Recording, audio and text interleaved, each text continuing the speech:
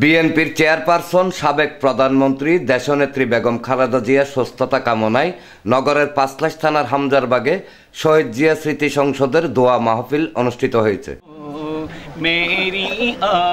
মঙ্গলবার বাদে মাগরিব স্মৃতি সংসদ কার্যালয় প্রাঙ্গণে আয়োজিত মাহফিলে চট্টগ্রাম মহানগর বিএনপির যুগ্ম আহ্বায়ক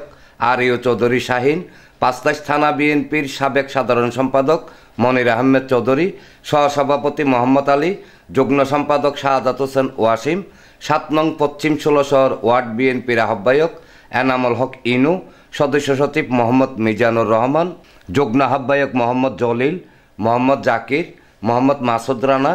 নগর জিসাসের সাংগঠনিক সম্পাদক মোস্তফা সাগর এবং যুবদল নেতা মোহাম্মদ জনি, মোহাম্মদ আজাদ, সোহাগ, মোহাম্মদ আলী, আব্দুর রশিদ, মোহাম্মদ শাহজাহান, শুক্কুর, খলিল ও সুমন সহ বিএনপি ও অঙ্গ সংগঠনের নেতৃবৃন্দ উপস্থিত ছিলেন।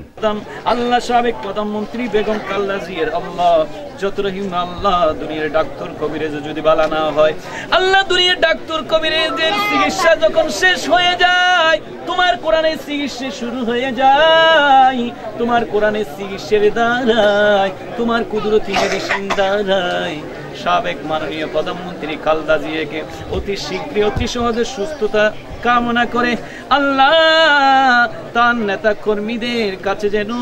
আল্লাহ সুখবর যেন তারা শুনতে পারে, সে তৌফিক দান করে।